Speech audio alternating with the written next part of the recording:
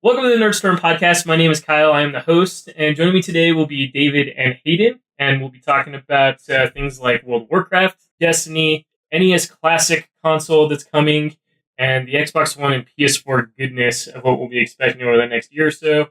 Goodness, that's rich. Enjoy the show.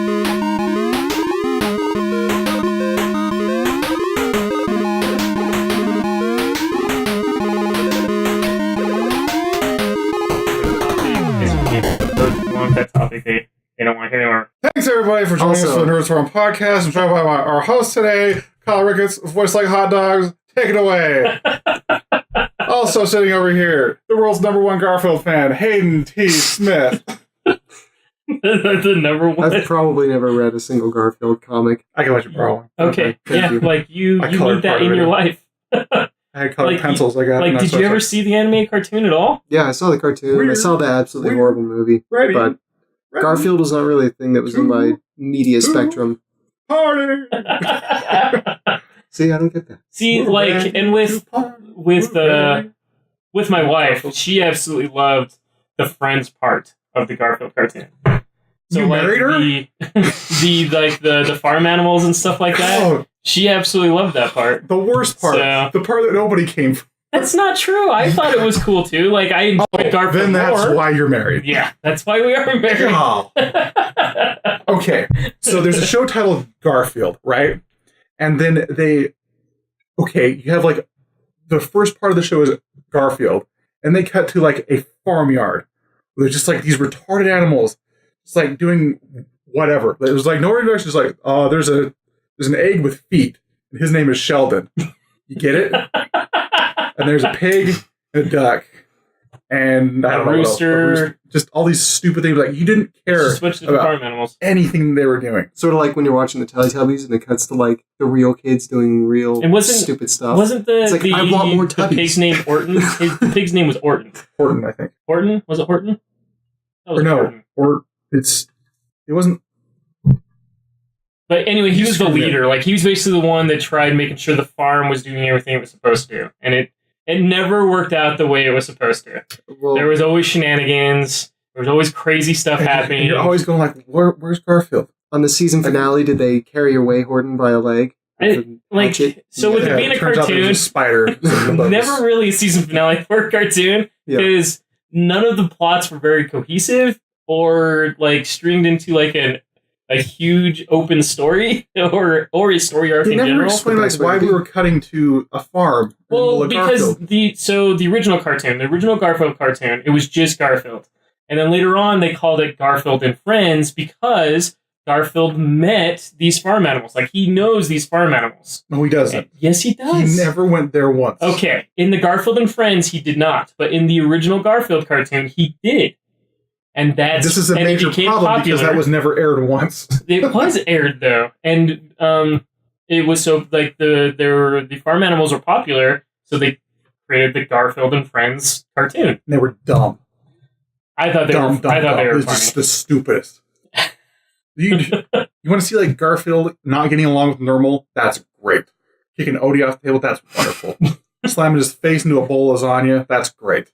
And like you kind of like, okay, well there is none of that on this farm. No, there is zero. But of there's that on the Sheldon. farm. There's But Sheldon, who Sheldon. walks around just these. Does he even talk, or I thought he did. He's just muffled the whole time. Yeah, like he talks. Well, he has a brother that walks around with him that's already out of his Translates shell. for him. Yep. That basically translates for him, and he's kind of like the tough guy, even though like Wants he's to like ride this the small little swing. chick. Yeah. Yeah. It But anyway, like, did you ever watch Cartoon? sounds Like on very Cartoon familiar. Network? Yeah. That was some Sounds of like very my familiar. favorite cartoons growing up because I mean, Dexter's Laboratory came out of that. Dexter's Laboratory, not Dexter's Lavatory. I said You Laboratory. said Lavatory. I said Laboratory. I'd still watch it. What else came out of that? Cow and Chicken, which is also very funny in my That's opinion. such a weird show. That was a weird one too. I love Johnny that. The Bravo animal came out of section that. where it's like, okay, you got cow and chicken, then you have baboon and weasel. Yep. Yeah. IR Weasel. IR Weasel. I am Weasel. I are Baboon. Oh, Come on. Yeah, that's right. You don't need pants for the victory dance. That is great. Because, okay, compared to like the farm animal thing with Garfield, that was how you did it right. So here's the thing. Okay. Dexter's Laboratory was interesting, but I always liked the parts more where they went to the Justice Friends. Wasn't it the Justice Friends? Yeah, it was the Justice Friends. And Valhallan was like my hero. Yeah. He's just a rock and roll guy, surfing around on his electric guitar. He was so cool. Getting all the babes. Incorrigible Kronk. Yeah. Yep. Yeah, basically, it was like a slight mixture of both the Justice League and the Avengers. Mm-hmm. But then... Idiots. Because, I mean, Kronk was purple, but he was totally a rip-off of Hulk. Well, yeah. But he'd also do like this, like, he'd like break something. He was a little kid at heart, you know. But what other? There's some other, like, the Powerpuff Girls came out of that as well. Like, there was lots of great weren't cartoons. they later, though? Like, the same person that made Dexter's Lab made Powerpuff Girls. And Two Stupid Dogs. Yeah, Two Stupid Dogs. I loved watching Two Stupid Dogs as well. Samurai Jack. Yep, Samurai Jack's amazing. Mm-hmm. But Samurai Jack wasn't in cartoon. That was something that came out, like, well after. And that's still, like, I need to get the... Johnny Bravo, like I said, Johnny Bravo, and I absolutely love Johnny Bravo. Ed, Edd n Eddy is also in it, it looks like. What's the one with the purple bear? It has the brain in it. You guys remember? The monkey? The green monkey with the brain? No, it's a purple bear. There's a brain that's attached to him, and the brain is really smart, but the bear is just a bumbling idiot. And the brain's always telling him what to know. This might have been a newer thing. No, it was at the same time, I remember. It developed, there was a cartoon or two of it originally, and then it turned into a Grim Adventures of Billy and Mandy shorts. See, that one may have been too late in my cartoon phase. Okay. Because, like, that cartoon stuff, that stuff went on for a really long time. That wasn't in that picture originally. You made that up. No. Okay. Another one. He's still in there. Let me see this. I can't remember. He's at the bottom left there. He's like a Hanna-Barbera character, but like with a... I don't know. Brain jar on his head. Yeah. Like I said, that cartoon stuff went on for a really long time, so that could have been something that came around when we were a little too old to be watching cartoons. Did you guys ever see Whatever Happened, or something Robot Jones? There's a show about Robot Jones. I think so. Yeah. That show was that great. one robot there looks familiar. Yeah. And now there's great stuff on Cartoon Network again. I mean, you got the Teen Titans Go. Great. Nobody cares. Teen Titans Go is great. Amazing Adventures of Gumball is actually a really great cartoon. That's such a good show. Oh my god. I love watching these cartoons with my kids. The animation style on that show is actually amazing. Yeah. The Gumball where they think that guy is like trying to seduce their mother. Oh my gosh. Just the end, like, so I was watching Teen Titans Go just a couple days ago with my girls, and I was laughing because they have an episode that just recently came out that's based off the Goonies. Yeah. And then the next episode I watched, what was it? What were they doing? I don't know, but like I've noticed that as I'm watching these cartoons are not meant for my kids. They are meant for me. Yeah. Like, that's my kids laugh at it because there's silly stuff happening, but like all of the stuff that's happening, they don't really understand. They don't understand it, and you're rolling like, oh my gosh, this was the funniest thing I've ever heard in my life. And they're... the Oregon Trail! They did an entire episode about the Oregon Trail. Based off the game? Based off the game. Good. That's what it was, yeah. Like, they went from Goonies to talking about an entire episode of the Oregon Trail. And it was the funniest thing ever. And then my girls are just looking at me because I'm cracking up laughing. And they have no idea what I'm laughing about, but they're still just enjoying it because of the insane stuff that's happening. Yeah. Okay, so Oregon Trail, like we're playing Apple II Oregon Trail, right? Yeah. What? What? I've played it. I'm from Oregon. It was definitely before my time, but I've still played it. So shut up, Hayden. Stop making me old. There's been more than one Oregon Trail. There was the Apple II Oregon Trail that was like green and black screen. What I'm talking about. Okay. And it didn't have any color to it whatsoever other than the green and black. We got our first like family computer, like that had internet access and stuff. Like we got a copy of Oregon Trail that came in like a wood box. Like you pull this sleeve off, and like a board would like slide out. That's awesome. I never had that one specifically. I remember seeing it, but like I had a bootlegged version of it from back then. It was dumb. On a floppy disk. On an actual floppy disk, not the 3.5. Jazz drive? Is it drives?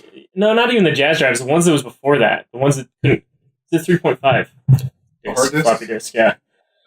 So there's a couple sandwich shops downtown that use floppy disks as the table numbers. They just have them in those little pin things. Yeah. They're like, I guess that's a creative use for them.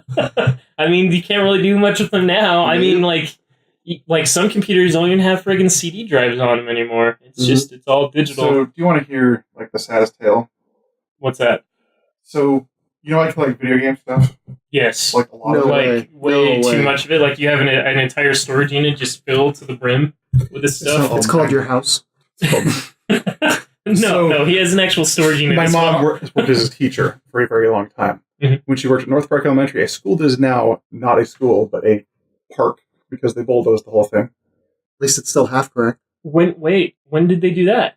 They tore down that school, and they built another one, like, on a, like, the city owned there was like a park and the school. Yeah. And so they tore down the school over there, made that the park, and the park over here, they built the school. What? Really? Yeah, so... Okay. And there's like... The weird thing about it is like in the center... Spend money to spend money, but okay. Well, it was made like a California school. Where like it looked almost like a keyhole. Yeah, I know the school. Like I've been inside of that school, well, that old school that no longer exists, but yes, I've been inside that school quite a few times. So are we actually doing the podcast right now? I think we can add this stuff to the podcast. Okay. Now we're going to have to edit some of this stuff out. Okay. Thanks, David. So anyway, in that case, I'm going to explain this. So the California school, I'll explain it. There's a California school, she got like a keyhole where you've got like all the classrooms around it in a circle, and like the bottom part of the keyhole would be like, you know, where it comes down to let the actual like flat part of the key go in there. Not the shaft, but the part, anyway, that long, kind of like flared rhombus, I guess. I didn't tell me how I went wrong. That is like the main office and like the cafeteria. So, they also have like 6th grade classrooms on that section as well for some reason. But anyway, in that central courtyard, there was a sundial that the kids could like go out there and like, oh, what time is it? Nobody. Yeah. They left that sundial there in the park and like the area around there, but they bulldozed everything else. And, like, yeah, like that was my first job, was doing janitor stuff there. Yeah. So they bulldozed that, and then they just built one like right across the street, essentially. Not even across the street. Like it's just like it's the same like big corner that they kind of shared this park with. Okay. Oh, I know. Yeah, I know what you're talking about. So okay. But yeah, like I don't even know if it shares the same name, but yeah. Now it's South Park Elementary.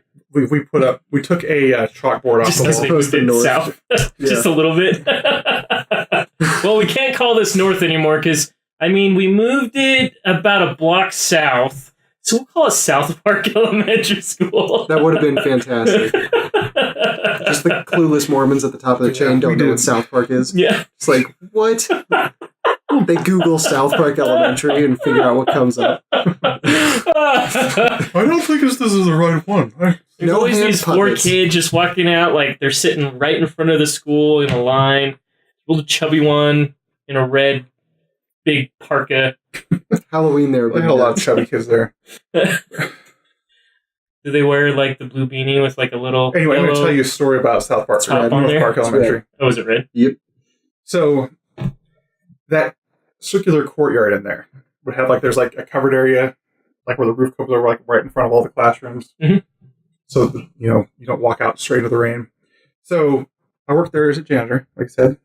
And during the summer, it was just us cleaning all the rooms.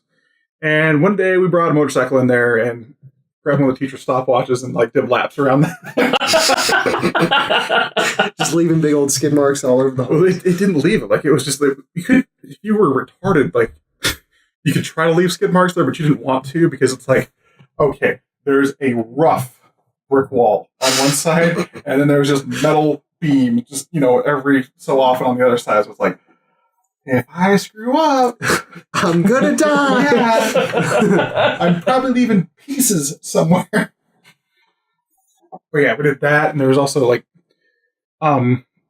during the first part of the summer, or like we ended like the mid part of the summer, and like my boss at the time, there was just 3 of us working on the shift, and our boss. He was like, "Well, I'm going to be taking a camping trip for a week here," so he left a note. I was like, "Okay, He left our head guy there, like, I want these classrooms done and do these other things besides." Like, okay. So, the day he's gone, I bring in my PS2 with Gran Turismo. I believe it was Gran Turismo 2 or 3, whichever was the first one to come out on the PS2. It was 3. Okay. Because they actually had like a bundle that came with 3. Mm-hmm. It was in a red box. We brought that in, and then 2 guys would clean while one guy sat at that. Like, we had to use my mom's TV. She had a room there at the school that she taught in. So we used her TV because she wasn't going to complain about it because I told her. Don't complain about it because women's rooms are TV. Okay. But we hooked the PS2 up to that TV, and one guy was always playing Gran Turismo, and the other 2 were cleaning. And every like 15 to 20 minutes, we would switch seats. And like we cleaned everything he wanted and more.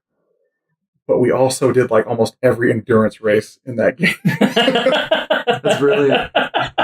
It's a good way to get your guys to work harder, I guess. Mm-hmm. Work harder makes things go by a tad bit faster. That way we can sit down and play some more Gran Turismo. Gran Turismo. Back then is when I really loved playing the crap out of Gran Turismo. It's because it was good back then. Yeah, speaking of racing games, Forza Horizon 3 is amazing.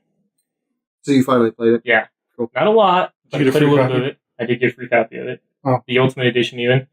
It is awesome. The game it's phenomenal. It's probably one of the best looking games. I was actually not that I know of. I think could be downloadable content they do later on. But DeLoreans would be in every game. one of the things that I noticed while I was reading online though is that game almost looks just as good on Xbox One as it does on the top settings for PC. That's because the top settings for PC are broken, and they're having a hard time getting that to run. Is that what it is? Yes. Huh. Because they're like it's supposed to be looking a lot better. Like the things it's requiring is like if I put it on my computer, like, it probably wouldn't run better than it runs on the Xbox. Oh, okay. Well, I mean, the game looks phenomenal anyway, so even if you don't get it to the top, specs on your PC, I don't think it really matters. It's fun, absolutely right? gorgeous. So you guys do know that game's 4-player co-op, right? This racing game. I don't know. I'm just It's saying. really fun, though. Yeah. Me, Landon, Like- and Kyle. For Forza Horizon, like, I mean, it's open worlds, you can drive around everywhere. It looks really fun. Yeah, like, the Definitely game is something that'd incredible. be Like, I would love to play that with you guys, so you guys should seriously consider that. You mentioned Landon. Here's the thing. I love Landon. But racing games are not fun to play with him. Well, because he always wins, but if it's co-op... It's like he's got like near perfect lines the entire time. That's Oh, because really? that's what he that's his yeah. passion. That's what he It plays. is. Like, he man. watches Formula One racing all the time. Formula One racing, huh? And Mhm. just... Not just Formula One, but he watches all kinds of racing, and he plays that racing games all the time. He also knows cars like the back of Yes. his hand. And So, he can also like tune them really well. like, those are the games that he does well. And I think, Yeah, so like that was the thing. Is like we played that Fast and fun. Furious thing with him. Yeah.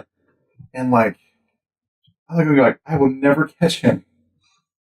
Like the way this is going, like I will never be able to catch him unless I broadside him on a turn. Which I'm going is- full bore and broadside him. which is fair in Forza Horizon. It is, but the thing about it is like he recovers so well, like he's expecting it, and he's able to recover so much better than I can. Friends He's like, like, so David goes out of the way to try to screw Landon, but in turn ends up screwing himself because Landon comes out of it quicker than Yeah. what David can. see, He has a friends like, faster recovery, so it's like there is no way I will never win that game.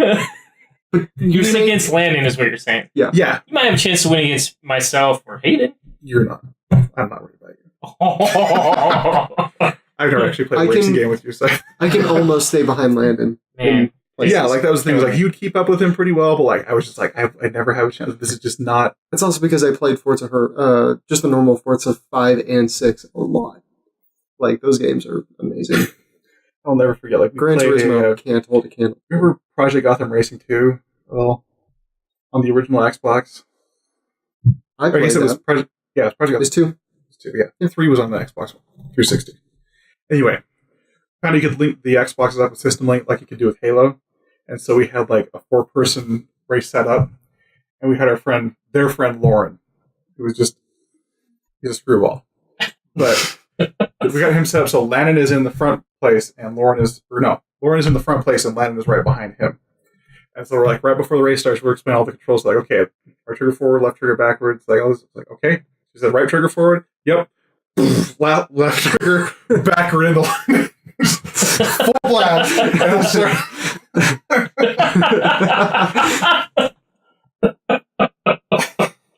And so, like, me and my brother take off. I think it was a Nürburgring race, so it's just something stupid that just going to last forever. But, like, we made Landon like choose a car class below what everybody else had, and he still won. He still won with like Lauren backing into him and like holding him in place while me and Miles shot off. He's just really good at racing. He's just really good at racing. It's really But fun. again, if it's co-op, then you're saying that you just care picked more. up the David Loses edition of the racing game. This is fun. The thing is, you care more about winning than like having fun with your friends. No.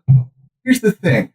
Like, a game stays interesting with your people when, like, more than one person is winning. You know? Like, if it's just the same person winning every match and it's not changing. I can see like, that. This is the kind of thing. It's predictable. When I ran the Halo stuff. Yeah.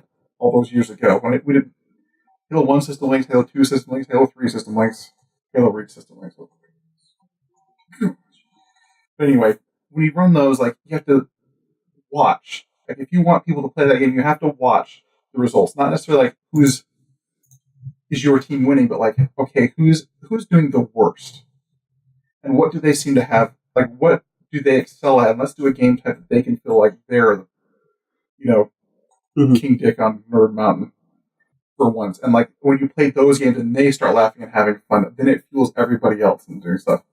I think like when they're winning, the other people aren't, and they have to change their game to like become better players as a result.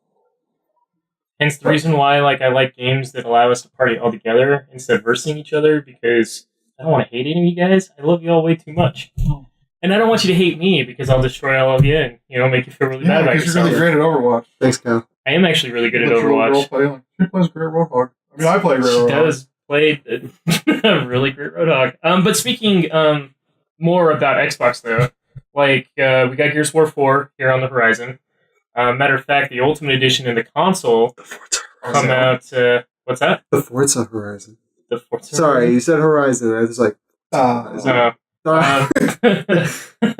the Gears of War 4 Ultimate Edition and the console, the limited edition console, actually come out this Thursday night. But they announced 2 more Gears of War consoles.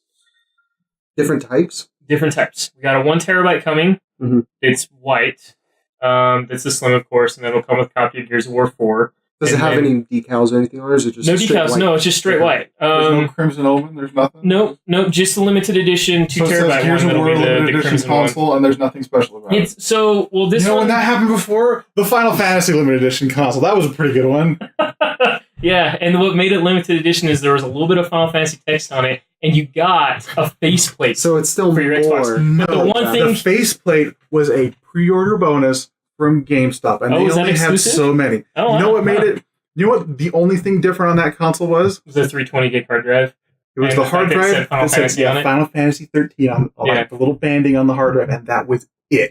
Well, Which is still more than to be Gears of honest, War what I 4 think. console. Well, but what I think happened with that one is they announced the Slim right before that console had even hit. Right? Wasn't that what they did? Or was it shortly after that console hit? I think I bought that console and like the Slim hit, and then I was like, oh. So then I ended up buying a Slim. Damn. I ended up buying like 3 consoles like back to back because it was like I bought that one, and then I bought one of the Slims, and then I bought the Halo Slim. Oh my god. So yeah, and no, I didn't buy the Final Fantasy one. I did buy the Slim, and then just a few weeks later, I bought the Halo Reach one. Oh my god. I still own that one. Still works. The memory is full on it, but no, these ones aren't technically limited edition.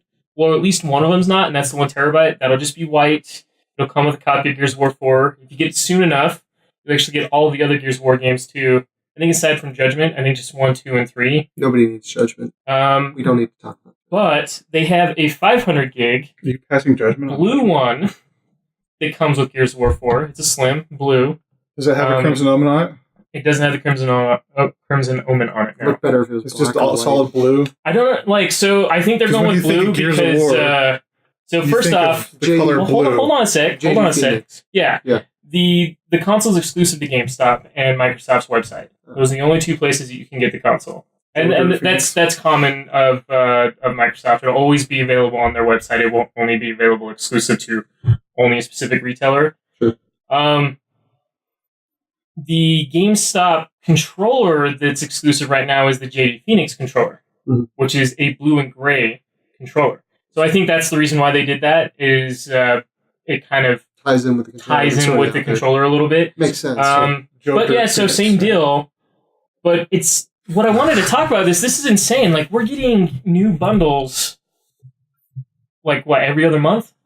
We just got done getting the Slim with the Halo bundle that comes with all the Halo games. How many And times we did they just change got- the Wii bundle? You know, like they had that. Like there was the Zelda bundle, there was the Mario Kart bundle. But it's normally every quarter. You know what I mean? Like there's normally like a theme, a tie to it. And even with Microsoft in the past, there's always been a tie.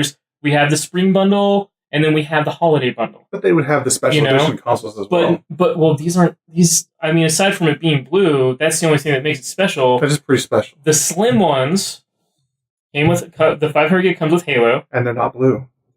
The 1 terabyte, and no, they're not blue. The 1 terabyte comes with Madden. Just this past month in September, we got the 500 gig that comes with Minecraft.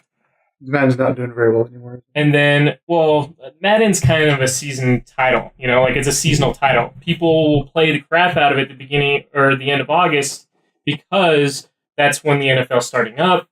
So it makes sense that the title gets out around then. It'll force and generate more sales that way. Whenever I go to the gym, I watch football, and I'm like, this would be more fun to play. Like, because I've played football games in the past, and they're actually kind of fun. Well, yeah, no, Madden's a lot of fun to play. And this last one, like the best reviewed Madden in the last 15 years? Which is yeah. Oh, that's good. I haven't heard anything about it. So it's pretty incredible. It's definitely sold a lot better this year than I've seen it sell in the past. Did it change much between last year's and this year's? Yeah. I mean, they made some minor tweaks like they do all the time to the running game, the passing, and all that stuff. But a lot of the stuff that they added were like extras. Like things will update more on the fly now instead of waiting for them to update with big patches and stuff like that. So the commentating is constantly being updated. That way, it doesn't feel like you're getting the same commentator. Yeah, 6 months dribble. Like 6 months after the game comes out, where just you don't want to listen to it anymore. Like you were on the timeless aisles, and like someone kept attacking Ordos, and you just kept saying, "You will take my place upon the eternal Brazil." Yeah, something like that for sure. No, but what I want to talk about this is that is this gonna be a common theme now? Is Microsoft just gonna have bundles from now on? Because they've already announced the Battlefield 1 bundles as well. Are they blue? They're not blue. There are two different ones. They have 2 different ones. They have the 500 gig, which will be white. They'll come with a copy of Battlefield 1. And then there will be a 1 terabyte one that is a special edition one that will be like Army Green and will come with a copy of Battlefield 1. Cool. But my point is that we're seeing this. It's pretty consistent now with Microsoft that they're just going to now start bundling a game in with their consoles. And they might as well, right? Yeah. I mean, most of the games they bundled are Microsoft owned. Well, and I know that Phil Spencer's come out and he likes the bundle I did. He thinks that, people are willing to fork out, and I know I'm not quoting him exactly, but in a roundabout way, he said that people are already forking out anywhere from $300 to $400 on a console. why not give them something to play right off the bat? Yeah. Sometimes people can't afford a game right when they buy the console. I want to make sure that these people can play their system the moment they buy it, which is amazing. That's incredible. Like I just find that that's a good step in the right direction. And I mean, Sony's pretty much doing that now too. They always have a game bundled with their system at this point. They're not changing it as frequently. I mean, they've had the Black Ops 3 bundle since the beginning of the year. And now that they have the Slim. Mine came with the Last of Us. Well, that was last year, though. That wasn't last year. Was it the year before? I thought my it was the year before. Like forever ago. Because I think mine was the Last of Us as well. But my point is, I'm talking about they're not changing them as frequently. No. They just had that last year. Microsoft is almost changing theirs every month, where Sony has gone almost an entire year with the Black Ops 3 bundle. Well, they also... And they just now swapped it out when they did the Slim It's a really good and packaging thing with they signed that Uncharted deal 4. with Activision, huh? Man. I'm sure that's the reason why they that did. early DLC and that extra crap on Destiny. Well, I mean, to be honest, like, I'm sure Activision was freaking out a little bit because people that play the Xbox One still buy more copies of that game for the Xbox One than they did for the PlayStation 4. Weird. So I'm sure that Kinda like Sony was like, well, we have a way of weird. fixing that. We're selling tons of consoles, right? We'll just package the game in with the system, and we're good to go. We'll start beating. Those guys will just leave their entire friends list and everybody they know and cared for, and they'll purchase they made on Well, their consoles and just switch over to the Sony side. And maybe We've Microsoft knew seen this that, was going to though. happen. Like Early on. I don't when think anymore. Activision decided to jump ship over with the Call of Duty over to Sony, maybe Microsoft knew that, well, people already here and have bought your game on our console. Like, they've already bought our console. Why are they going to be willing to switch over to the PlayStation 4 and start all over when everybody already has an Xbox One and is playing it? Because you started the exclusivity with the Xbox One with Advanced Warfare. That's where all the Advanced Warfare stuff came out first, was on the Xbox One. So with Black Ops 3 is where they decided to change it. And now Black Ops 3 still sold better on the Xbox One than it did the PlayStation 4. So I'm sure that has a lot to do with it, to be honest. I mean, plus for the longest time, Microsoft was behind in system sales to Sony. Yeah. So I think, obviously, sweetening the pot is still a good business move. Yeah, no, exactly. So- And I mean, like, the last couple months, Microsoft's actually been on top. I think it has a lot to do with the fact that they just released a Slim, though. Sure. But, like, we talk about Phil Spencer here all the time. He's an amazing guy. Like, I should have his face on your wall. Yeah, instead of I Kevin Pereira. should have, like, a picture of Phil Spencer somewhere in Take here. his Like, a face shrine dedicated to Phil Spencer. You got one for, The game lord, the guy that takes care of all of us. So no, I have Kevin Pereira all over my room instead. For everybody false listening, god, game in. it seems like we're super Microsoft supporters and like we're like Sony haters, but we're really not. I'd say if anything, we're more fair and balanced because we have both systems. We play games on both. I It's just got a that- Wii U. Yeah, Yeah. Dave even I likes have- Nintendo stuff. I have a Wii U as well. I mean, I think the reason why it kind of seems that way right now, we have, unfortunately, There's a lot of crap going on with Sony, Oh, and we started this podcast right around that time the crap was starting. All Like, of a sudden, had we started this podcast when the E3 announcement of the Xbox One PS4 was going on, this would probably be a different take right now. We would probably be giving Microsoft a lot of crap with the stuff they did, a lot like the rest of the media did, because, I mean, we only had to go off of what Microsoft was telling us, and none of it was good. Kind of like what's going on with Sony right now. We're only going off of what Sony's telling us, and none of it's good. You know, with the Bethesda stuff, and with the way they're going about with the PlayStation 4 Pro, the allotments that we're probably looking at with the PlayStation VR not being as high as that they're hoping. There's a lot of worries in Sony's department right now. I hope they get them fixed, because like I said, I love my PS4. I still play it. I still play it like almost every day. So I really want PSVR to succeed. It'd be really cool if, So I think it needs 3 years, to. people were like coming into GameStop to get like awesome VR games. Yeah. I don't think it will. But you're the skeptic of the group. So. No, I'm the guy that's purchased Sony products before, and I've seen a track record. So I know where David's going with this, and I do not disagree with you at all. But this is the first time that I've seen them release as many titles as they're releasing with a peripheral. They have over 50 titles over the next 3 months that they'll be releasing for the PlayStation VR. That is the problem. I do see where you're going, and if the PlayStation VR doesn't do well, we probably won't see anything after that. Yep. But if the PlayStation VR does well, I think we'll still see continuous track record as far as games coming out.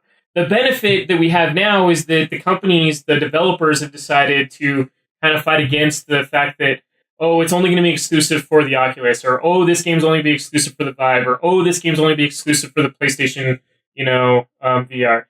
They're fighting against that, so that way they can't do that with these VR headsets over what we have with Sony and Microsoft.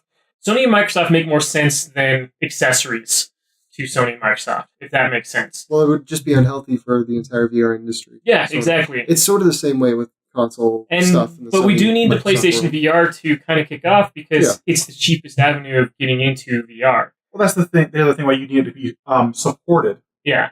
Because if all these people buy into VR on their system and then Sony's like, well, it's not doing well, back off. Yeah. That doesn't just hurt Sony. That hurts the entire VR industry, and that in turn hurts the video game industry on the other side of things.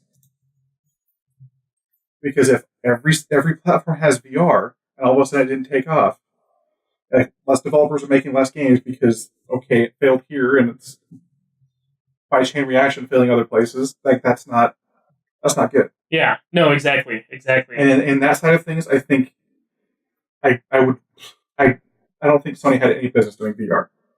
Because of the way their company has always handled their peripherals. Yeah. No, and like I said, I've talked to Sony reps about this specifically in the past, and like how do you feel about this? Like, how do you think the company's feeling about it? I feel like there's more of like an understanding of what they've done in the past for the most part. Whether or not they follow through this time around, I mean, I couldn't tell you. Like, the only time will tell us what Sony will end up doing as far as that goes. I'm calling it right here. Sony has not changed. It's the same. Well, I mean, based on what based on what we've been seeing for the last couple of months, I do. Yeah, I know, I agree. But when does it come out? It comes out on the 13th? Yeah, okay. 13th of October. So we're only a couple weeks away. Yeah, 2 weeks. 2 weeks That's away. Insane. My only worry about the PlayStation VR is that they haven't talked about allotments, other than the fact that they said that the allotments won't be as high at the beginning. So the only thing that worries me is that, so you're telling me there's going to be a lot of people not being able to get their hands on this right away that need to pick this up and want to pick this up. Because that's what we need. We need those early adopters. Like, people get upset because things drop in price and stuff like that, but we need early adopters to buy this stuff, because if they don't, and it's not successful, then these companies don't want to continue with it. Now, the PlayStation Move, that was just a concept and idea, and then people liked what they saw at E3, and then Sony's like, oh, well, we need to get that out on shelves. But we don't have any product ready for it, though. We have no games ready for the PlayStation Move. Well, see what you guys can go and scrounge up for a release, and then release it. And that was the issue with the PlayStation Move. And then PlayStation Move didn't sell, because there was nothing available for it. Now, the only thing I'm going to give Sony this time is that they have a bigger lineup behind the PlayStation VR this time around than they actually had for the PS4 when it launched. Not only do they have a bigger lineup, but they actually have games that are going to be available for free for the PlayStation 4 to play with the PlayStation VR. Like the Star Wars game is free. That's going to cost you nothing. It should. You automatically get to play. That's the thing, is a lot of VR experiences really shouldn't cost you anything, because they're not their experiences, and that's it. They're not something to actually, they're not going to entertain you for more than one sitting. I think it depends. There's a couple of games that I could disagree with that, but those games don't actually, unfortunately, come out for a couple more months. So. The feeling that you get when you haven't really felt it, but the feeling that you get when you're in a VR headset is like it's crazy. So even if that experience lasts for 40 minutes, where you're in the Star Wars universe, you have a lightsaber in your hand, you're waving around, deflecting lasers, like that experience is actually worth money. I guarantee you that's worth money. And it costs some developer a lot of money to make. Yeah. So the thing about that is, this is being sold on a video game platform, and there's already a general consensus on what a video game should be. The length. I don't care that it took a developer a long time to make a bunch of Star Wars crap and throw it in, and it feels good to wave a lightsaber around. I care if there's something that to engage me for a long period of time that I can go back to. That I can Well, see, but then isn't that like an idea on price then? Like, can you say that, okay, you're going to get, a few hours out of it, so that's worth $15. Or worth 10 or $15. Because, I mean, how it costs almost $10 to go to a movie now, right? Yeah. So you're in there for 2, maybe 3 hours tops. So if a game provides you anywhere from 2 to 3 hours, shouldn't they be willing to charge you $10 for it? Video games are different from movies. How so? Like, it's still an entertainment value I understand what you're saying that you're doing. But I'm not speaking for myself because I have bought games that cost a lot more that played for a lot less time. Yeah. That's a really good point. Because I think, I might get more enjoyment out of running the same stupid strike in Destiny 14 times over than running or getting into the VR thing and waving my lightsaber around with Han Solo banging on the Millennium Falcon behind me. Yeah. And that's this thing. Like, a lot of the VR experiences they have were created for E3 and these trade shows to show people and get them like, okay, this is what VR is. Yeah, this is what VR can do. This is it's more you're talking about like a tech demo more than like an actual.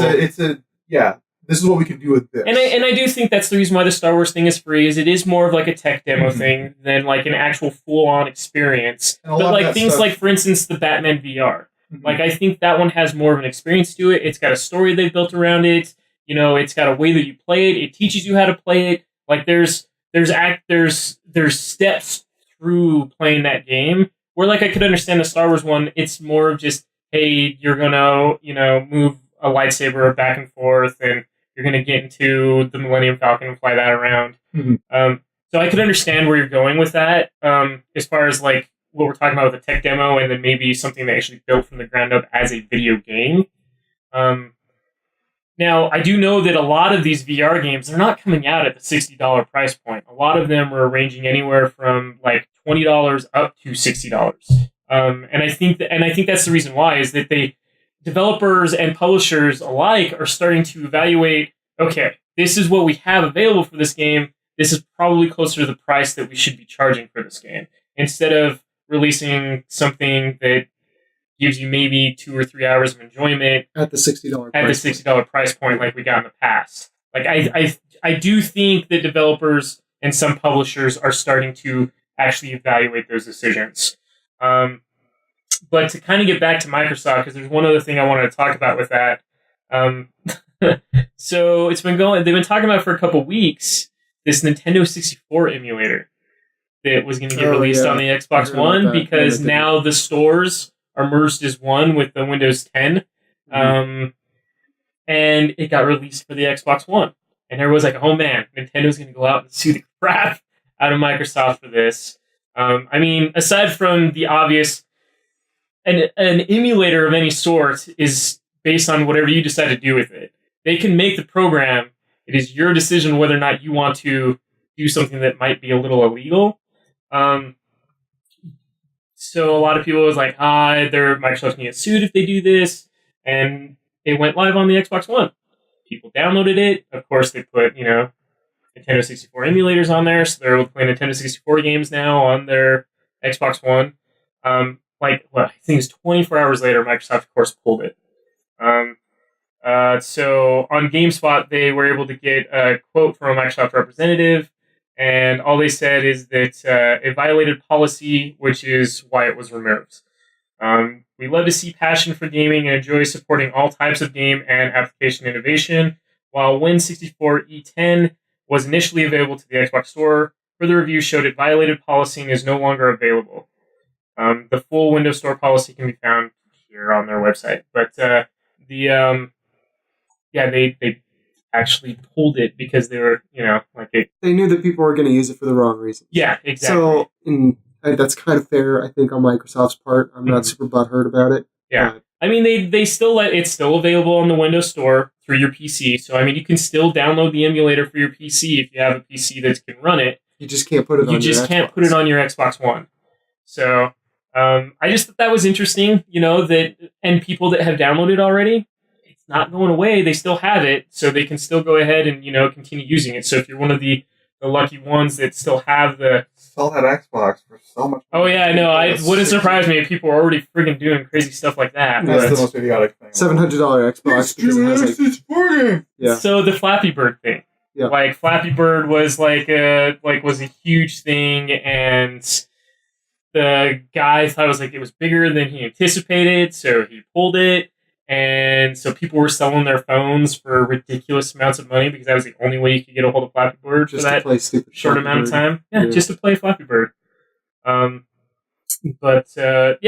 It's crazy decisions, But did you guys get the Nintendo 64 emulator? No, I don't care. You don't care? I've got a 64. A lot of those games aren't that good.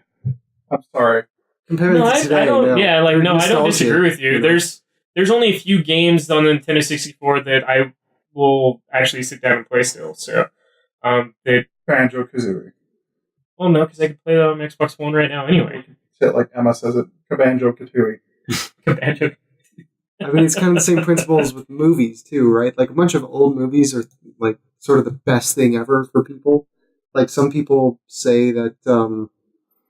Like, say Casablanca is like the best movie ever, but you watch it today and compare it to tons of other movies, and it's just like, no, it's really not that good today. Whereas, like, To Kill a Mockingbird, there's a girl who comes out dressed as Ham, and that is the most amazing thing in the world. Way better than Casablanca. Wait, in the movie or in the book? In the movie.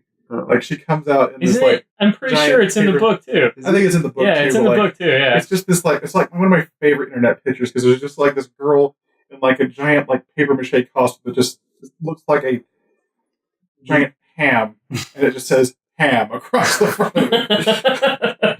Well, like, you have to know for sure exactly what she's dressed as. We know what David's going to be for Halloween. Ham. But to kind of go back to Nintendo, we got that new mini console, the classic Nintendo, or the NES Classic, that's going to be on here. It doesn't have Blaster Master on it, so...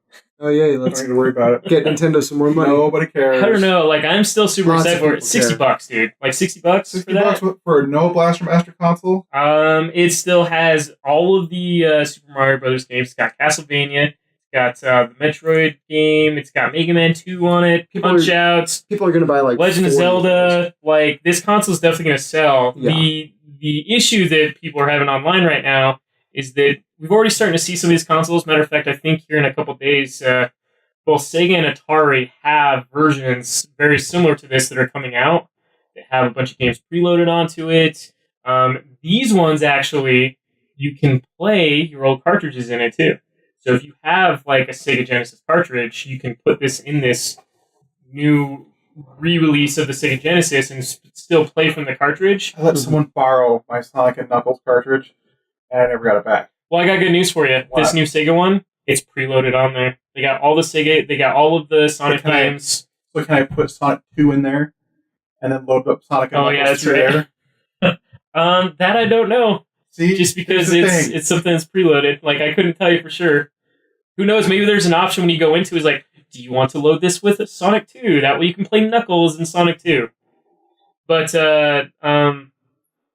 with those systems, the controllers that come with them, it looks like a Sega Genesis controller. That crappy, big boomerang type looking thing. Yeah, that had the 6 buttons on it that you had to hit. That thing is wireless as well. It's not even wired; it's wireless. The thing about that is Genesis controllers were crap. Mm-hmm. Mm-hmm. And over time, the buttons would go out. Mm-hmm. Like, as someone who didn't have a Genesis growing up, after the fact, I went out and bought my friend's Genesis. You bought 2 of them?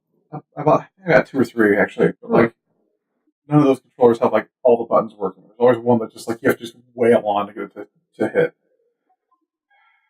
That's fun. I have to like wail on my new Guitar Hero guitar. But yeah, with these Sega Genesis consoles and the Atari console, the controllers are wireless. Now we got the NES Classic coming out later this year.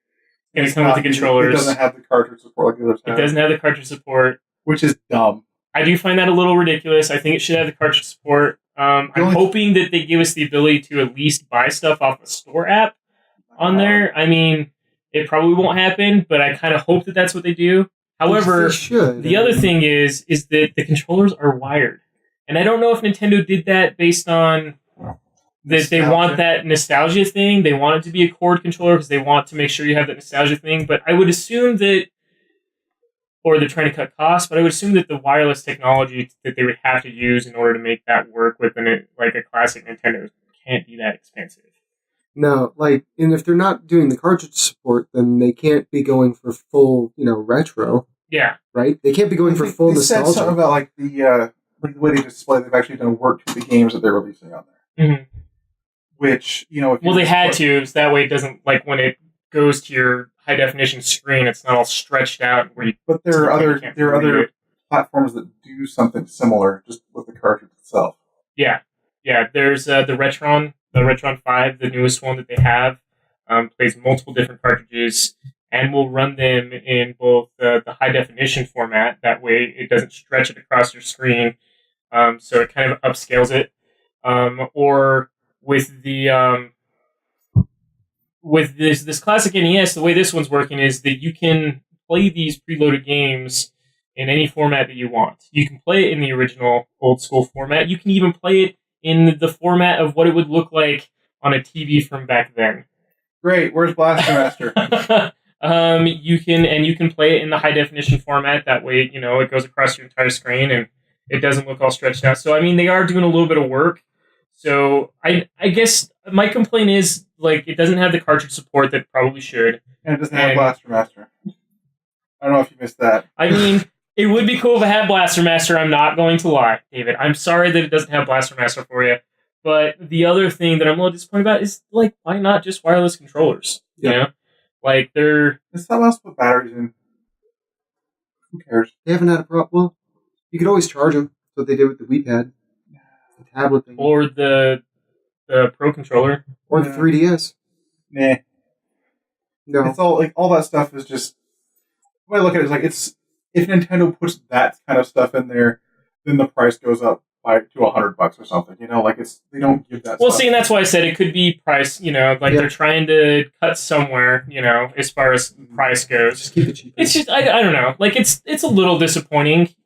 My problem is that I have 3 kids running around my house, and I know this was an issue back then just as well. Yank out your cord, but to have a cord going from my TV all the way to my, couch, eventually they're going to snag a cord. It's going to happen. Mm-hmm. And I know this was a thing back then. And the good thing is that this console is super small. It's like half the size of what the original NES looked like. As it should be. So no, it should be the original size so you can put a freaking cartridge in it, Hayden. No, it should be smaller because computer power, Moore's Law has been doubling computer power for the last... It's Moore's suggestion. It's 30 not years. Moore's Law. So computers are amazingly more powerful than they were back then. It should be the size of a phone, practically, to play those old games. It is. You can actually get Nintendo ROMs on your phone. You have emulators. I used to have Pokemon. In fact, if you get on the Microsoft store, oh, really? They've got this awesome new 64 emulator on there. No way. I thought I heard that somewhere. Not here. No. Here. I don't know what you're talking about. We don't stay on top of stuff. Nerdstorm doesn't talk about anything important. No, absolutely zero important stuff. We only talk about ourselves because, we're conceited like that. So. Yeah. So anyway, more about me. Yeah. I'm playing Destiny. Okay. And go on.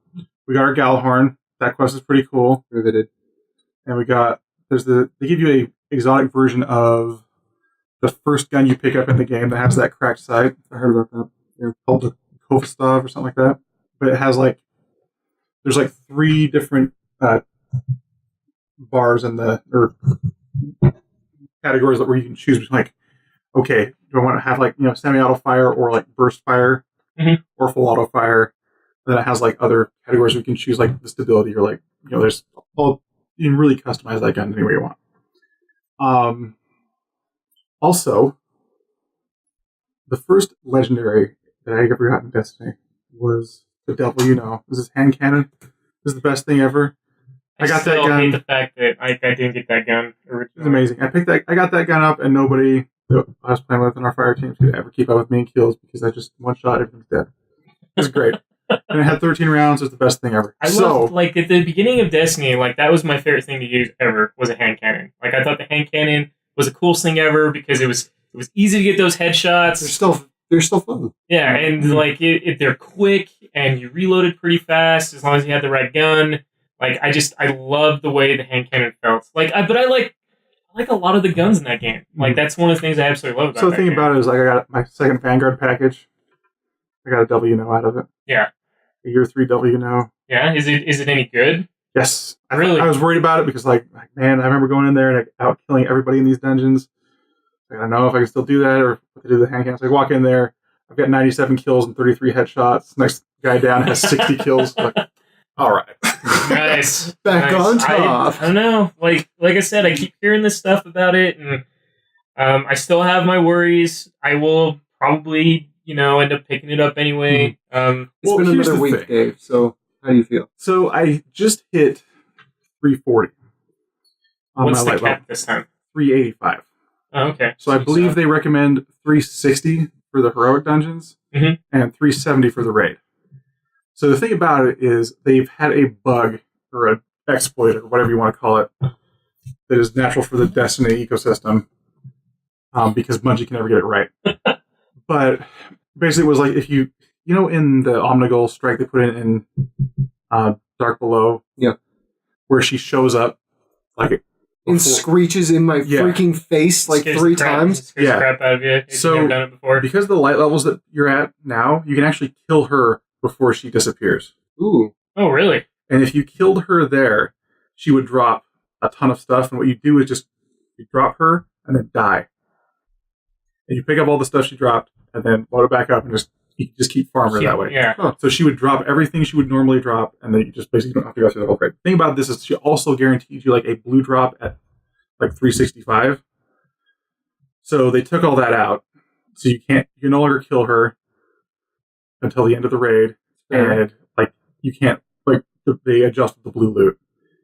So now you can't do that. So now like when you hit 340, the engrams don't decode at anywhere near what they were doing before. Like your incremental upgrades are now like okay. So I was getting like the things I would decode would be like at least 5 light levels above what I had. So I was at 340, I decoded an engram, and it decoded at 341. And then I was like, okay, this is weird. I need to test this on more than one engram. So I had a bunch in my bank. And I put myself up like 342. This is the max level I can get right now. Decoded 5 more engrams. All of them are decoding at 340. So now like, well, I don't know if I'm going to play more of this game now. Because this is absolutely ridiculous. Like, I just don't understand. Well, let's see. That's a pretty... Strikes at 360? 360. Heroic strikes at 365. So you can just do like normal strikes until then, right? Yeah, but the thing is, like, when you do the normal strikes, you're not getting legendary loot. Like it's diminished chances on that. They don't guarantee you one like the other strike does. Yeah. Like you're unable to do like the weekly Nightfall stuff. Like I can't gear up to get that stuff. Like everything.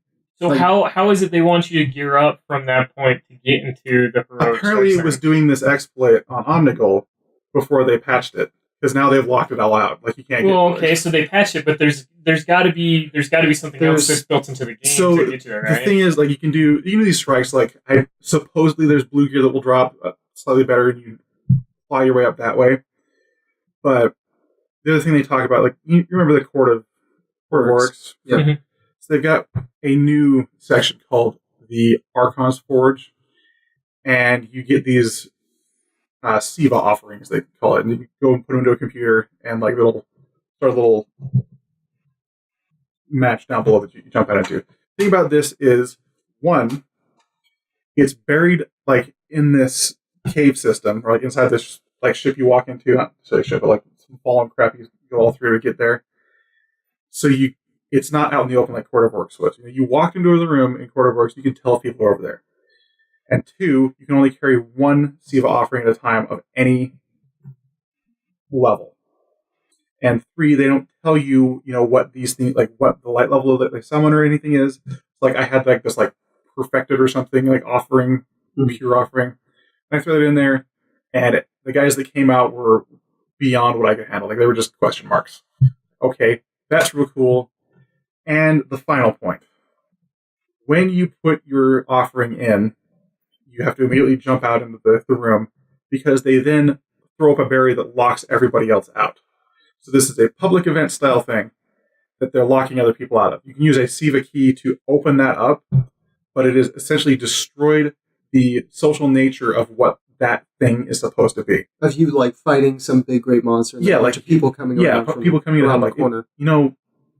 The idea was like if you get a couple people helping you in Court of Orcs, like that stuff was fun, and you kind of needed that. Yeah, like your fire team and a couple other people, like with me, just me and my sister, and like that's it. Like nobody's going down there. Like you're just, there's of all the random instances of Destiny, like nobody's going down there to do this stuff. So it's just this, I don't understand how you arrive at these decisions because this is just like the stupidest thing I've ever seen. Huh.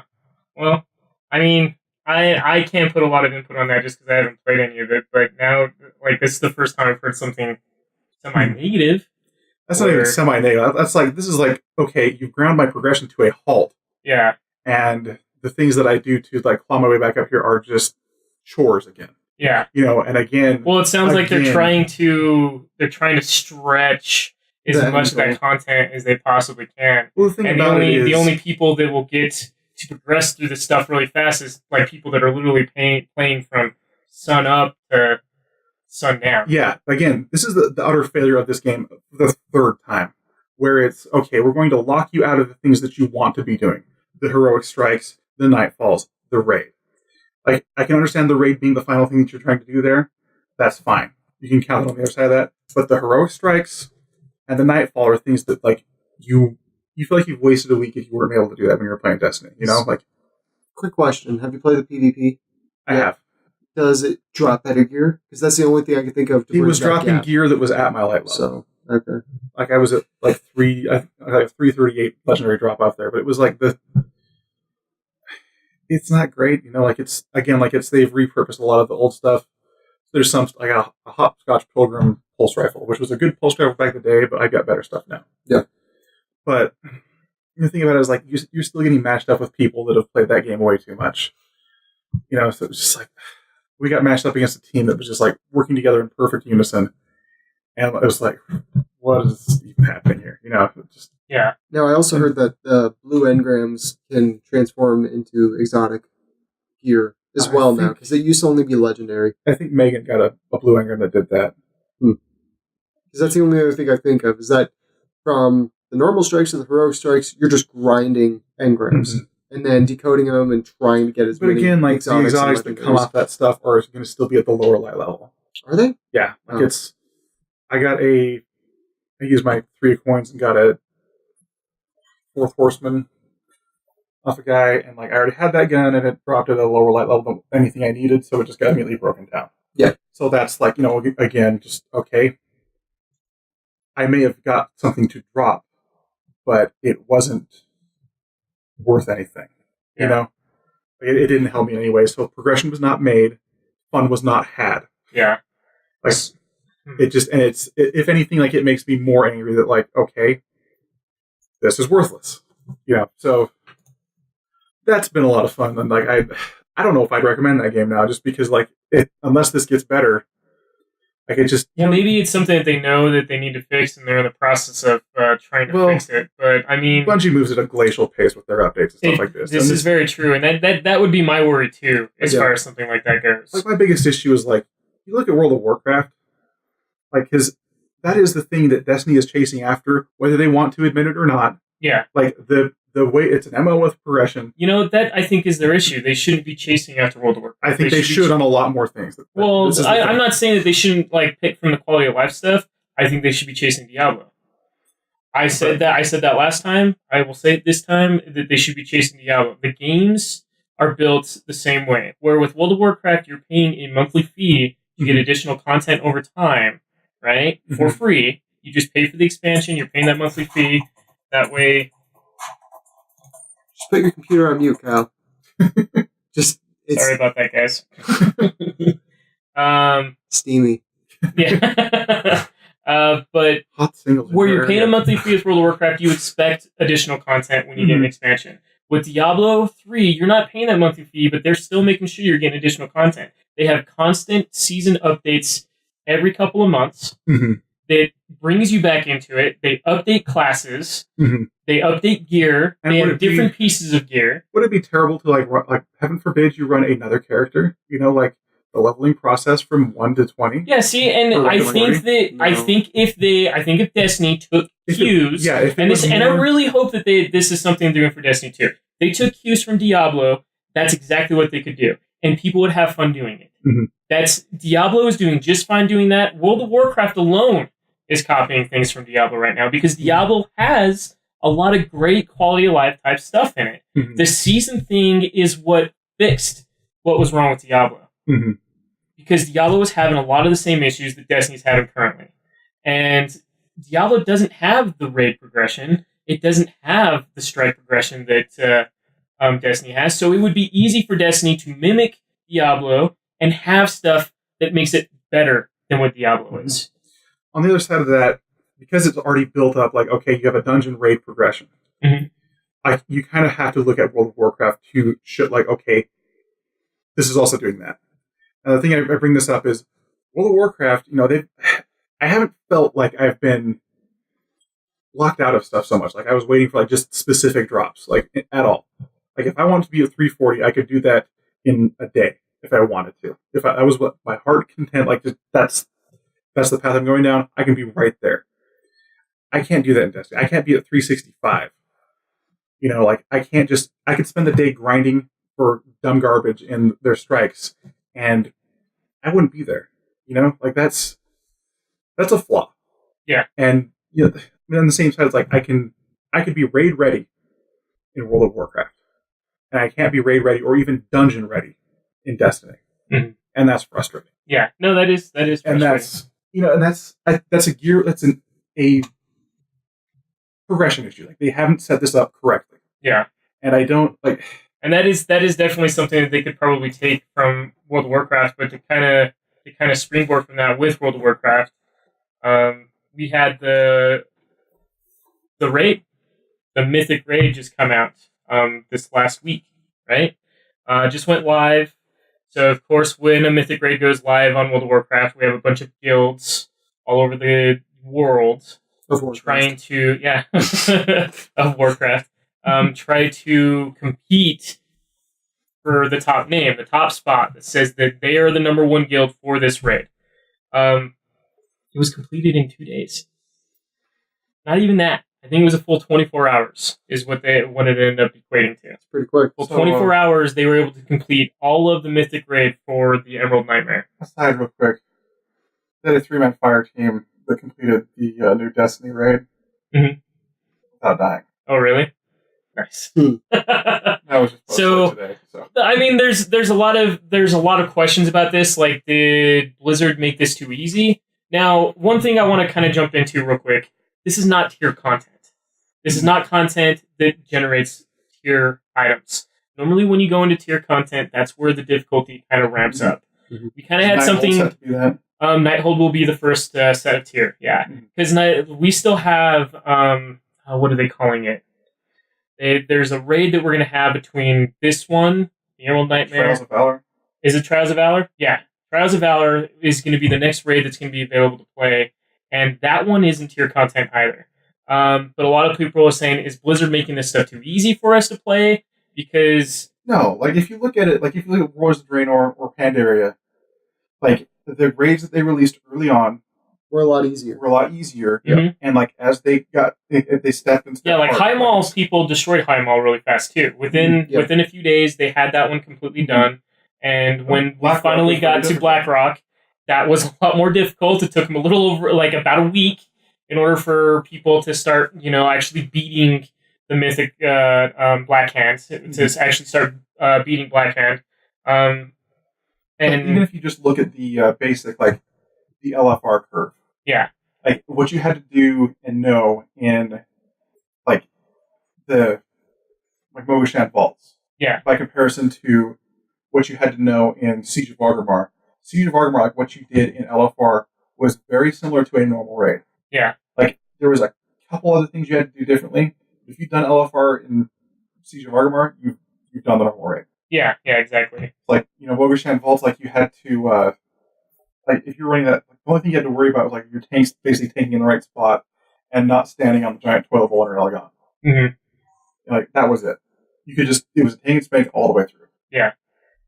So, I mean, with all that being said, like, I don't disagree with you, David, like, and I believe that because this wasn't tier content, it was going to be a lot easier by default.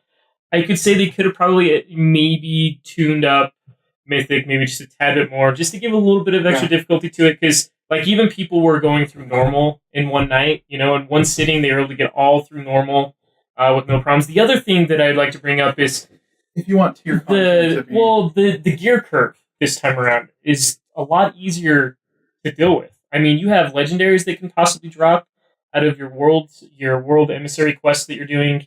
You have legendaries that can pop out of just killing stuff, by chance of it actually dropping off that way. I've never had that happen, by the way. Well, I mean, there's not a lot of people who have had it happen. Like, there's 2 people in our guild as of right now that have legendaries that had dropped in the normal raid.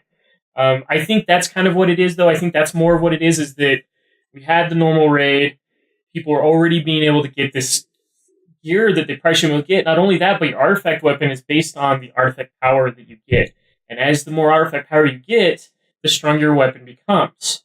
So people can grind that all day long. Oh my God. There's nothing stopping them from doing that. Such a grind. And you do get to a point where it is a crazy grind, and they do have a bit of a cap on it. What's the cap? So, like, a cap meaning it's more of a soft cap. Oh, okay. You have to gain knowledge of your artifact. And the way you gain knowledge in your artifact is you spend your order resources in order to increase your knowledge of your artifact. And by increasing the knowledge of your artifact percentage goes up. And the more artifact power you can get from those drops from the world quests and stuff like that. That's something I wish they would tie like account-wide. So it's not tied account-wide, but it is tied to all 3 artifact weapons. When does that start? So the thing about it is, like, I'm doing it's already happening. Well, I know, but at what point in leveling up your weapon? 110. Well, I'm at 110. My weapon is at like 855 or something. Yeah. And each talent that I want is like 11k artifact power. You haven't got any order or artifact research? I don't know. So there's a person in your order hall that is will do research for you. You need to talk to them. Now this takes the first time I think it takes a couple days. These are the guys that require like 10,000 resources to do a single. No. That's order. No, it's research that you like buff like. Yeah, for your order hall. This guy, his is 500 every time. Book or something. That, Like, so there'll be a book somewhere in your order hall. Right next, you talk to that guy, and you spend you spend some order resources. If I remember, it's like 500 each time. Okay. And it takes, the first time you'll do it, it'll take a couple days. The next time I do it, it'll take a couple more days. Yeah. Like, I'm to the point where it takes over a week. Oh, jeez. So, like, but the reason why they did this is that way you didn't feel as if you couldn't move to another spec for your class, and then that spec be devalued because you can't get it upgraded quick enough to make it as reliable as your previous spec, if that makes sense. The reason I think it should be account bound or account wide and not just per character is because, that stuff is incredibly grindy now. Like doing that, like even going back to do like, okay, I've got my other 100 now up to 110, and getting her set up like going through Suramar, that's like, I like the Suramar stuff, but this is a chore doing it the second time. But I think the thing about it is that you're choosing to play the same class on a different faction. But at the same time, like, if I want to do that on another character and get them up to, like, a raid spec. Now, as far as alt stuff goes, there's supposed to be stuff coming in tank. Well, there's supposed to be stuff coming up in a future patch that will kind of help fix that as far as the grind goes. But I don't think they'll make it account-wide. I think it'll be more of something that will just kind of be there. Like, if you haven't, like if you get your artifact to a certain level, let's say, then you'll always be guaranteed this amount of artifact power across all your characters. The coolest thing about this game right now is the differentiation between all the classes that just happened. Yeah. All the different, like the way a different class plays, like among each of the different specs. Yeah. Now, you should be encouraging people to play that. Yeah. And get on different characters and play that. And by locking it down like this, it is doing the exact opposite of that. Well, I think they just don't think people need this right now. I think they do. Yeah, but I think they might. No, because to be honest, you know what you should be doing right now? You should be getting prepped and ready to raid with my guild. That's what you should be doing right now. You're choosing. No. You're choosing not to. I'm not saying it's the wrong choice, but the idea is right now is you're trying to gear up to raid, and you shouldn't be gearing up multiple tunes to go raid. You're only going to be raiding with one tune. But I'm not raiding with you guys because I'm still stuck in a job that I can't raid with you. I know. And so I'm trying to get the other character geared up. But yeah, like that's. I mean, it sucks, but I think that just kind of comes with, you know, like leveling alts at this point, is that we need to understand that there needs to be a game to play. If they make it super easy all the time, there won't be a game to play, and you won't want to keep playing. There's a game to play, but the game is getting in its own way. Like, that's my issue. I don't think it is. So, I mean, right now it is, like, you're supposed to be... We as players should be focused on going through the new content, right? And experiencing everything the new world has to offer. But the thing so why go back and experience the same stuff all over again? Because that's what you're doing right now. Because I've got a shaman that I want to go as well. That I want to get a healer with. Or I want her to become a healer. But right now she's only got her DPS spec. Mm-hmm. It's like, in addition to leveling, now I'd have to do the grind of getting all the artifact power for her. Yeah. Okay, that's great. What about the tank that I need? Because now my horde guild says they want a tank. I can tank or I can heal. So I think with that, it just comes down to that you need to choose.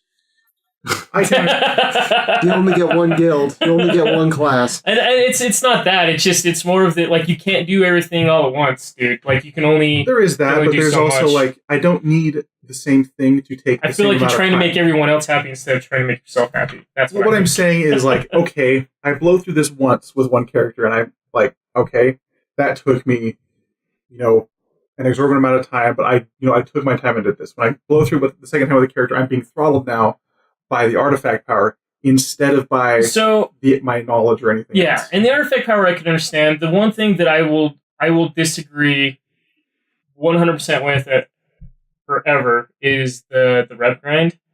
Like, if you're wanting to level another character, then you need to do that rep grind. No, I'm not talking about the rep grind. Okay. I have long since made peace with the rep grind. Like, that's okay. But the artifact power is just another way of throttling that kind of thing, and I don't like it. But I mean, as far as World of Warcraft, I'm still having a blast with it. Like, I'm very casual in comparison to a lot of these guilds that are out there. Yeah. Oh, right. Hold. You shut up. Why? So, I took a week off of work to play World of Warcraft when it came out. All right? You guys were like level 110 within like 3 days. You're just so that was because I didn't sleep for 2 days. Yeah, Kyle, we're the same age. I can't sit on the computer like you do and just grind this stuff out. It's like, oh man, gosh. You know, and the craziest part about it is I could have done that quicker, but I was enjoying the quest. I read every. I don't believe you because I enjoyed the quest. No, I read every single bit of dialogue. I read every single bit of dialogue. But like I said, I was up for 2 days straight. I went and laid down in my bed for an hour. No, 2. Sorry. 2 hours. And only an hour of that was actually sleeping. So I mean, that's the main reason why that happened, is just because I decided to, not sleep. I had to get up, it's 2 hours, boom, I have to get up and do something else, get something to eat, walk around, do anything. No. So I had a little mini fridge sitting down here. Yeah, I could have put a mini fridge up in that room. Yeah, but it's stocked. I had snacks down here ready for me. I made it so I literally have to get up. And yes, it did remind me a little bit of the South Park episode with Cartman. Yeah. Your wife come down, just like the... honey, bathroom! Oh, it's a big one. What a big boy.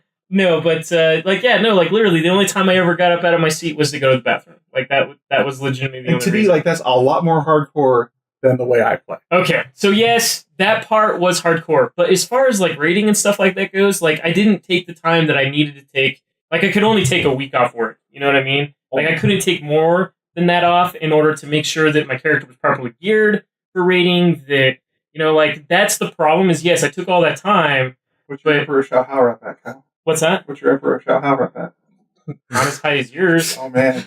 Like, because like 4 Miss years too late. Pandaria, I never took like a whole week off of work to play the game. Like, this is the first time that I've done this for expansion since Lich King, I think. Yeah, Lich King, definitely Lich King is the first. It's been a long time since I've taken an entire week off work to play a game. So, like most games, like I'll make sure I have a day off at least. Most games, like like Halo or something. Like we remember Halo's like like. Waiting for it. It comes out and just like poops. Well, see, and the problem with that, with it's over. It's like, the type of job I have is, unfortunately, I don't get to take time off for those games that come out because they choose to release them. What I mean is the worst possible times of the year. I started school like 2 weeks before that dumb game came out. Yeah. I'm like, no, if this was a month earlier, I could have played it without sleeping like hell. Yeah. Yep. And not only that, but I made sure that there was an understanding between me and my wife that, like, hey, just so you know, I won't be getting sleep. Today, I'll be sitting down in my office and doing nothing but playing World of Warcraft. And she knew, like, that this is something I really want to do. Not only that, but it was kind of like a late birthday present for me. So how do you have little girls? Mm-hmm. They run around, dance, sing, stomp on the floor. Lots, yes. You play games with them? I do, yeah. What games do you play with them? So lately, I've actually been sitting with Clara and playing Minecraft Story Mode because she really wanted that for her birthday, so we got that for her birthday, and I played that with her. Is that just a set story, or do you actually like build Minecraft stuff in it? It's just it's a set story, but there are things that you do that are like Minecraft type things. Like the whole basis of the game is about crafting items. And so you play a character who is like the ultimate crafter. And you have to craft items to complete certain objectives in the game to progress further into the story. They're not overly difficult in any way. It's supposed to be a progressive story. That way you can kind of jump in and jump out. There are a few puzzles. That was actually the part that I was surprised about. There are actually puzzles within it where you have to hit levers a certain way in order to open up a portal or something like that. To progress further into the story. And that was the part that she was having the hardest time with. So I would sit down and help her with those puzzles and stuff like that. And, craft things. Besides that, or? She plays Overwatch. We just recently started playing Lego Star Wars, The Force Awakens. We play Rayman Legends together quite often, actually. So, okay, Emma. Just Emma. And she's my niece.